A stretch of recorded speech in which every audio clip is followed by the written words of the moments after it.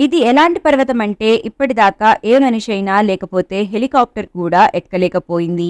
ఈ పర్వతం దగ్గరకు వెళ్ళినప్పుడు వయసు వేగంగా పెరుగుతున్నట్టు అనిపిస్తుంది. ఎందుకంటే 2 వారాల్లో పెరగాల్సిన గోర్లు, తల వెంట్రుకలు వేగంగా కేవలం 12 గంటల్లో పెరిగిపోతాయి. దీంతో పాటుగా కంపాస్ కూడా పనిచేయదు. అలానే అన్ని దిశలు ఒకేలా కనిపిస్తాయి. ఇంతగా ఈ పర్వతం మీద ఏముంది? దీన్ని చూసి నాసా కూడా ఆశ్చర్యపోయింది. అంతెందుకు, చాలా ప్రముఖమైన మౌంటైనియర్స్ కూడా ఈ మౌంటైన్ని ఎక్కడానికి భయపడుతున్నారు. ఎందుకు అలా భయపడుతున్నారు? ఈ పర్వతం పేరేంటి? నేను మాట్లాడే ఈ పర్వతం పేరు కైలాస పర్వతం. ఇది ఎలాంటి పర్వతం అంటే సాక్షాత్తు పరమశివుడు నివాసం ఉంటారు అని చెప్తూ ఉంటారు. ఫ్రెండ్స్, 1962లో జరిగిన భారత్ చైనా వార్కి ముందు వరకు కైలాస పర్వతం మన ఇండియాలో ఒక భాగంగా ఉండేది. తరువాత జరిగిన వార్లో భారత్ ఓడిపోయింది. అందువల్ల కైలాస పర్వతం ఇంకా మానస్ సరోవర్ చైనాకి సొంతమైంది. ఈ కైలాస పర్వతం మీద ఎలాంటి రహస్యాలు ఉన్నాయంటే వాటిని ఇప్పటి వరకు కూడా శాస్త్రవేత్తలు కనుక్కోలేకపోయారు. ఆశ్చర్యం కలిగించే విషయం ఏంటంటే ఇప్పటి వరకు 7,000కు పైగా జనాభా మౌంట్ ఎవరెస్ట్ని ఎక్కారు. దాని హైట్ వచ్చేసరికి 8,848 మీటర్లు. అయితే దానికంటే తక్కువైన 6,638 కిలోమీటర్లు ఉన్నాయి. కైలాస పర్వతాన్ని మాత్రం ఇప్పటి వరకు ఎవ్వరూ ఎక్కలేకపోయారు. దాని అర్థం ఎవ్వరు ఎక్కడానికి ట్రై చేయలేదని కాదు.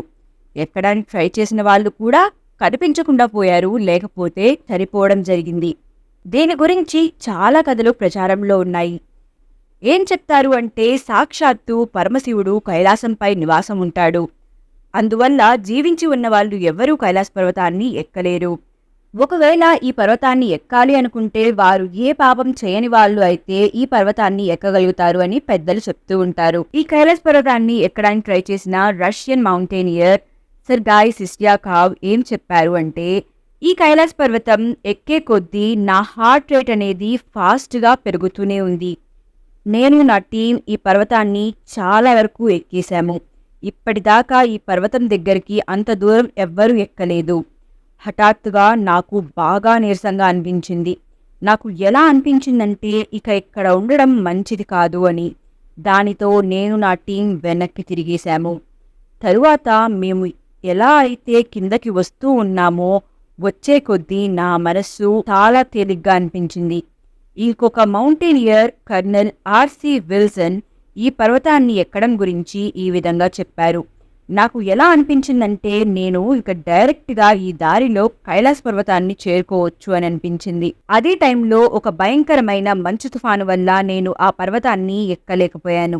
ఏం చెప్తారు అంటే 11వ శతాబ్దంలో బౌద్ధ భిక్షువైన మిలారేపా అనే ఒక్కరు మాత్రమే ఈ కొండను బతికుండగా ఎక్కారు అని చెప్తారు. ఇప్పటి వరకు ఆయన తప్ప ఈ పర్వతాన్ని ఎవ్వరూ ఎక్కలేకపోయారని చెప్తారు. అయితే ఈ కైలాస పర్వతం అనేది అనేక ధర్మాల వారికి కూడా పవిత్ర పుణ్యక్షేత్రంలా ఉంటుంది. ఈ పర్వతాన్ని చివరిగా ఇప్పటి నుండి 22 సంవత్సరాల క్రితం అంటే 2001లో ఎక్కడానికి ప్రయత్నించారు. అప్పటి నుండి చైనా ప్రభుత్వం ఈ పర్వతాన్ని ఎక్కడాన్ని నిషేధం చేసింది.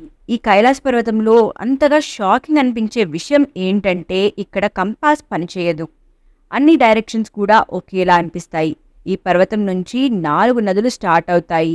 1 బ్రహ్మపుత్ర, 2 సింధు, 3 సట్లజ్, 4ది గాగ్రా.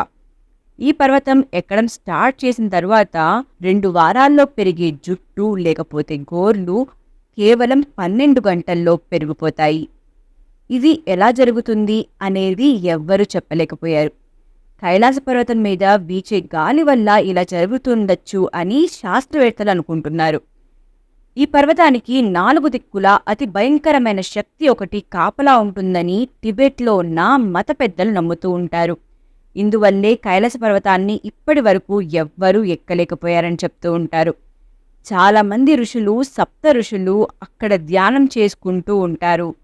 అయితే ఫ్రెండ్స్, కైలాస పర్వతం ఆకారాన్ని బట్టి అలానే అక్కడ ఉన్న రాళ్లను బట్టి ఇది ఒక ప్రాచీన కాలం పిరమిడ్ అని శాస్త్రవేత్తలు నమ్ముతున్నారు. వీటిని ఈజిప్ట్లోని ఉన్న పిరమిడ్స్ తోటి పోలుస్తారు. వాళ్ళు నమ్మేదేంటంటే ఇది చాలా శక్తికరమైన ఒక పిరమిడ్ అని నమ్ముతారు. ఈ పర్వతాన్ని మానవాతీతమైన ఒక శక్తి నిర్మించింది అని చెప్తూ ఉంటారు. రష్యా ఇంకా అమెరికా చాలా పరిశోధనలు చేసిన తరువాత ఈ పర్వతం భూమి యొక్క సెంటర్ పాయింట్గా నిర్ధారించుకున్నారు. ఈ పాయింట్కి యాక్సెస్ మొండి అని పేరు పెట్టారు. ఇక్కడి నుండి ఉత్తర ధ్రువానికి 6,666 కిలోమీటర్ల దూరం ఉంది.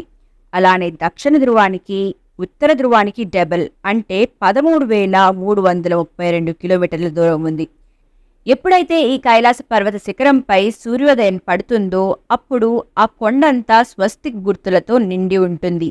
ఈ సంఘటన చూస్తూ ఉంటే మనకు ఏమనిపిస్తుందంటే సాక్షాత్తు సూర్యదేవుడు ఆ పరమశివుడికి నమస్కారం చేస్తున్నాడు అనిపిస్తుంది. లోకంలో ప్రశాంతంగా ఉండే మానసరోవరం దగ్గర ఎప్పుడూ ఓం శబ్దం లేకపోతే డమరు మోగిన శబ్దం వస్తున్నట్లుగా ఉంటుంది. ఈ ప్రశ్నకు జవాబుగా శాస్త్రవేత్తలు ఏం చెప్తూ ఉంటారు అంటే ఇది మంచు కరుగుతున్న శబ్దం కావచ్చు, లేకపోతే కాంతి ఇంకా ధ్వని మధ్య జరిగే పరస్పర చర్య వల్ల వచ్చే శబ్దం కావచ్చు అని చెప్తూ ఉంటారు చాలా మంది శాస్త్రవేత్తలు. అయితే ఓం ఇంకా డమరు శబ్దం అనేది శివుడి యొక్క ప్రతీకలుగా మన ప్రజలు చెప్తూ ఉంటారు.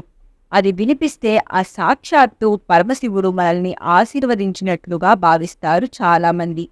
ఈ కొండపైన 7 రంగులతోటి ఉన్న లైట్ని చూశారంట చాలామంది.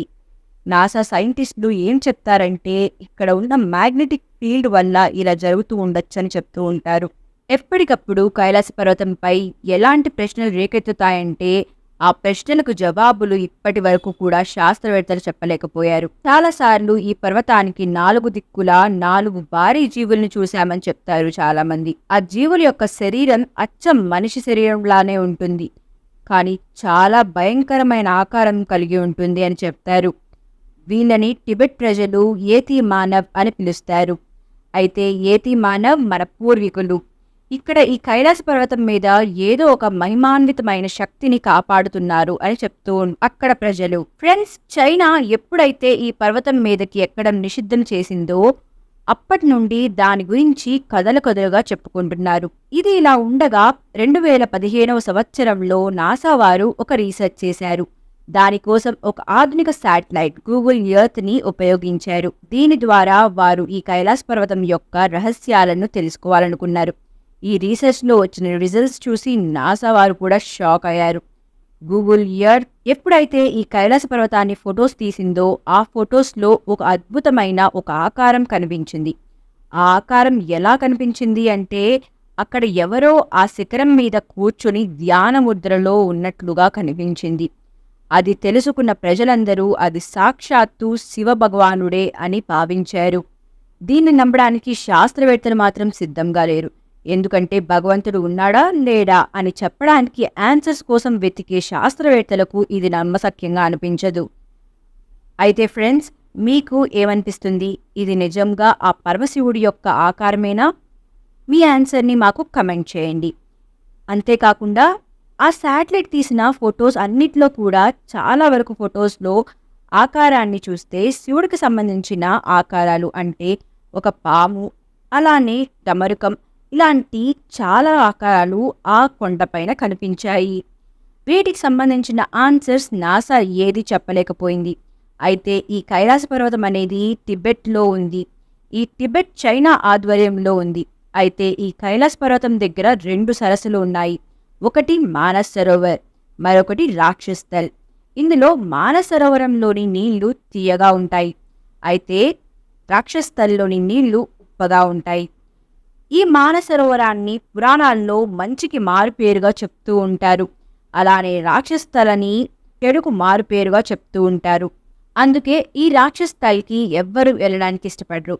ఈ కైలాస పర్వతం అనేది 6,638 కిలోమీటర్ల ఎత్తు ఉంటుంది. ఇది మౌంట్ ఎవరెస్ట్ కంటే 2,200 కిలోమీటర్లు తక్కువ ఉంటుంది. కానీ దాని ప్రాముఖ్యత అనేది దాని ఎత్తులో లేదు, దాని ఆకారంలో ఉంది. దూరం నుంచి చూసినప్పుడు ఈ కైలాస పర్వతం అనేది శివలింగంలా కనిపిస్తుంది. అయితే అమర్నాథ్ యాత్ర చేసేవారికి ఇది దారిలో కనిపిస్తూ ఉంటుంది. దీనిని మన హిందూ ధర్మంలో చాలా పవిత్రంగా చూస్తూ ఉంటారు. అలానే జైనులు, బౌద్ధులు కూడా ఈ పర్వతాన్ని చాలా పవిత్రంగా చూస్తూ ఉంటారు. నిజం చెప్పాలంటే ఈ కైలాస పర్వతం అనేది రహస్యాలతో కూడిన ఒక అద్భుతమైన పర్వతం. మీరు కూడా ఆ పరమేశ్వరుని భక్తుడేనా? అలా అయితే హరహర మహాదేవ అని కమెంట్ చేయండి. మీకు ఈ వీడియో నచ్చినట్లయితే లైక్ చేయండి, షేర్ చేయండి. మంచి మంచి ఇంట్రెస్టింగ్ వీడియోస్తో మళ్ళీ వస్తాను. Bye bye.